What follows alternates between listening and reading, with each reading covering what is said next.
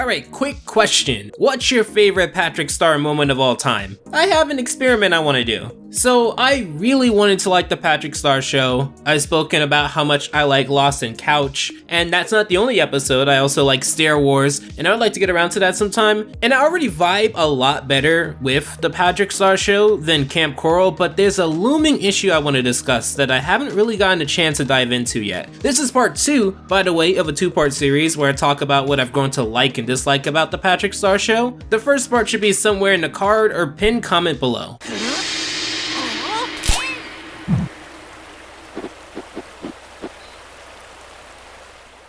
So why is Patathon not as good as Lost in Couch? As consistent as I was with Lost in Couch, I want to keep that same logic here. All I want for Patrick is to stand on his own, have fun, have adventures, be funny, just be the Patrick that we all know, and not feel like it's entirely dependent on other shows to be good or watchable. And just like that, the episode shows you that it does not want to do that. Thank you. Welcome to the first annual Patathon. We're raising money today for Snails Who Can't Dance. And here's your host, Patrick Star. The episode revolves around this telethon fundraiser event where Patrick is hosting a wide variety of entertaining acts. This is a really good idea for this show, and it could do it possibly better than SpongeBob. That isn't to say that the Patrick Star Show has to be better than SpongeBob, but the idea of having these spin-offs should be that there's another value you get from watching this show than the other shows within the universe. Being as fair as possible to this episode, Patrick does seem like a decent to strong character within this episode, and it has Patrick look better here than in the first episode, for example. You see him dancing, making jokes, and being entertaining to an audience of none. Hey folks, you wanna know how snails settle their differences? They slug it out! The cat's laughter is stuck. Ha ha. It's fine, Snail. I'm not gonna say that they aren't trying with Squidina either, and I really wish with like the other shows and the other episodes of the Patrick Star Show that I like that they focus a lot on the characters that matter for this show. Unfortunately, they do not. Over the course of this video, you'll be seeing some familiar faces on the Patrick Star Show, and to get it out of the way now, I never have and never will want the 3 SpongeBob shows to be self-contained, but each show should have a different reason to watch it beyond the legacy of the OG show. I should want to watch Camp Coral and the Patrick Star Show for reasons that SpongeBob SquarePants can't offer, in the same way that I can watch any Ben 10 show and get a different experience, or watch Total Drama and get a different experience per season. Episodes like these want to have their cake and eat it too, basically giving you a SpongeBob episode with a different coat of paint. Hello? Is there a boring here? And I am boring? Does anyone know I am boring? Yeah, we know! Would you believe that they went all Butch Hartman on us and kept using that specific joke as a running gag? If I were watching the Casa Grandes, I would be getting different characters, dynamics, and a different personality of the main character, in this case Ronnie Ann. Imagine watching Rise of the TMNT and it was pretty much the same slower paced 3D serious Leonardo led variant as its predecessor. It would have missed out on the opportunity to become as good of a show as it was and show that different executions of the same idea can work and has worked for years. The Patrick Star Show has few episodes where they don't want to do that, and that's a core problem here. I don't believe that Patrick by himself has the character chops to carry a SpongeBob-esque episode, as the jokes that are usually given to him are limited, and it usually just ends up with other characters doing a lot of the work because, as oftentimes in the OG show, he was just a comedic relief. And when writing those episodes, I would assume that they never really had to worry about him having a spectrum of emotions to dig into to become entertaining. He was just really good at being dumb and funny and eating, but realistically, there's a lot more that goes into a solid main character, especially when you're trying to build a show around the fact that you're going to be getting this guy a lot. Let's check the tote board to see how much money we've raised so far! Such generosity. curiosity.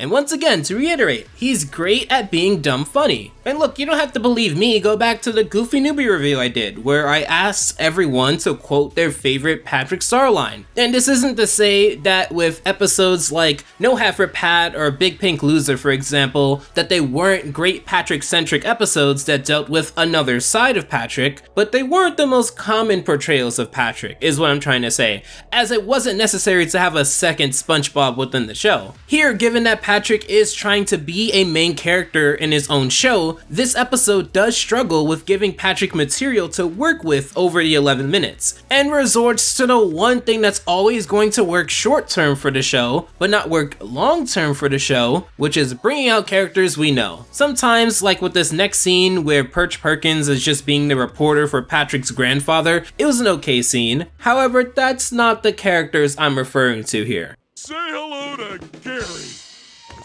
snail who can't dance, and his owner, SpongeBob!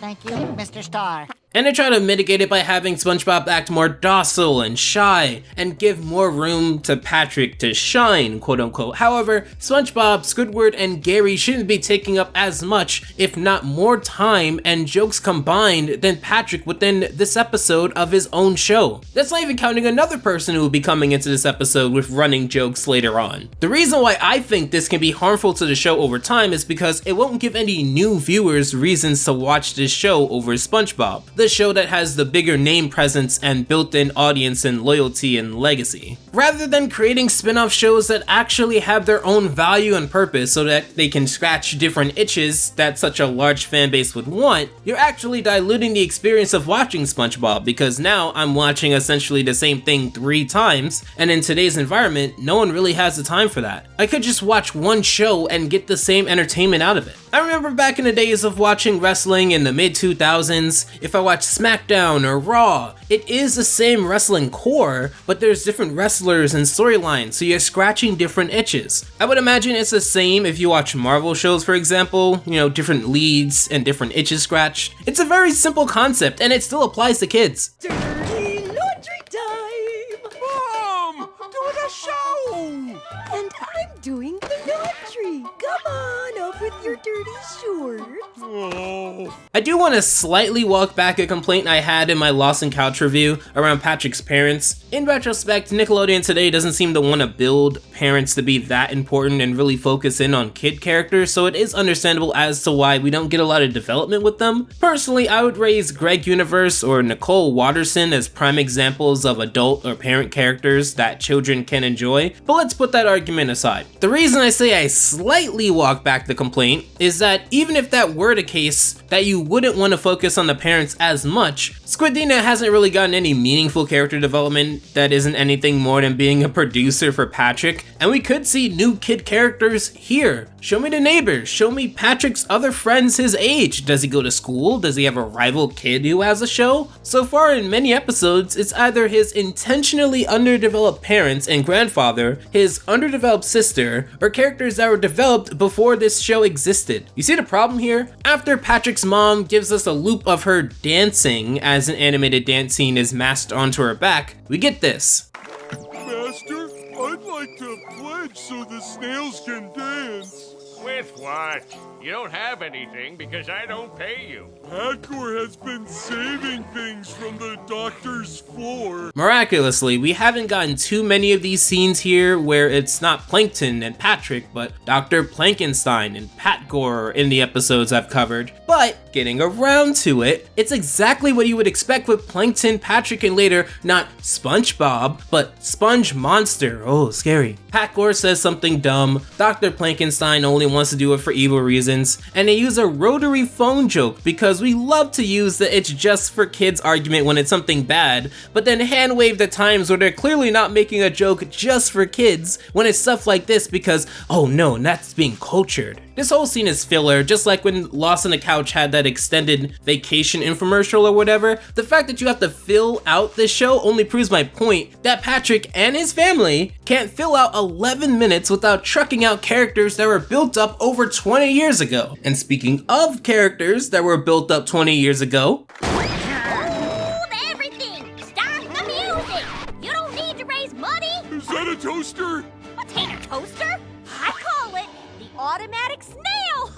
We get Sandy, or a younger version, it doesn't even matter because she's still the same Texas Science Karate Sandy that you already know. She makes an experiment, it doesn't work. She makes an experiment, it doesn't work. The only reason it doesn't work is because they needed a running gag to fill in this episode using characters, again, that were brought in over 20 years ago. The silver lining here is that at least Gary isn't shown to be like hurt or beaten up or sad or trying to get away from everyone, but that still doesn't make this worthwhile. If you were doing a telethon, why not make jokes around Patrick interacting with new people, particularly people who's going to be in this environment in this episode and this show a lot more. To me, that beats having to see Perch Perkins fight for screen time. You're now looking at the alligator jump, wheel of fire, 10 blindfolded boxing champs, and a math teacher with a problem. The time is getting closer when Patrick's grandfather will sacrifice himself in order to help poor unfortunate snails to dance.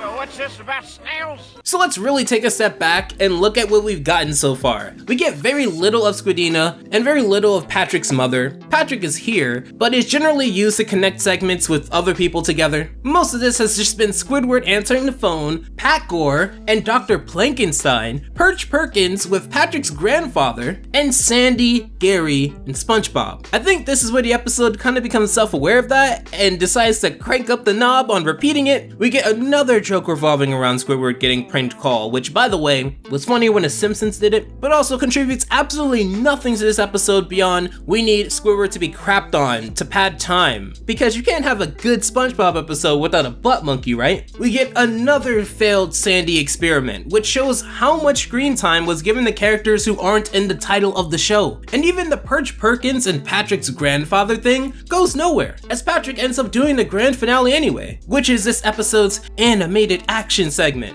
I guess they didn't want to have two butt monkeys in this episode. However, they get Gary to dance, which again, Patrick just exists and the problem is solved. Wow, what a great journey for this character that you want me to watch over and over.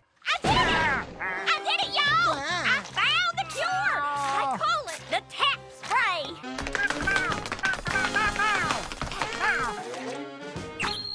I know some people are gonna look at this and look at Lost and Couch and think that they're the same, but they're not. One is an adventure with Patrick and Patrick only, because Ouchie doesn't speak. He went on long adventures, fun looking backgrounds, saw unique creatures, and there were cameos that came from characters that we knew, but they came at a minimum. Here, Patrick hosts a bunch of segments for other characters that we know, where most of it is filler or really low hanging fruit jokes, and it's just not engaging. This is not Patrick and Friends, this is the Patrick Star Show. Even though Patrick is decent here, this episode was basically a SpongeBob episode with extra steps. If it goes on the path of letting other well-known characters take up time in future episodes, it will always be shadowed by SpongeBob that has the catalog, has the better writing, has the better jokes, and has a longer legacy to completely wash any reason to watch this. Thank you, everyone, for making this padathon a huge success.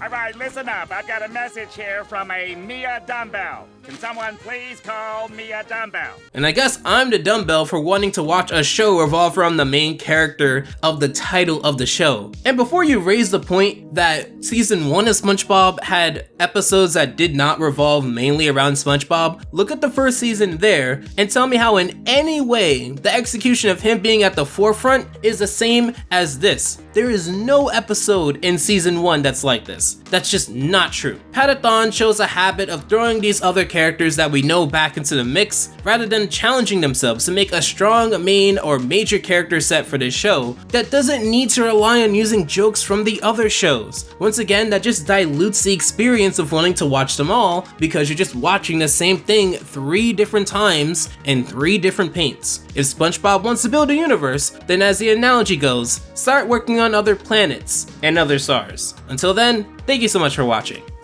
Take care. Alpha out.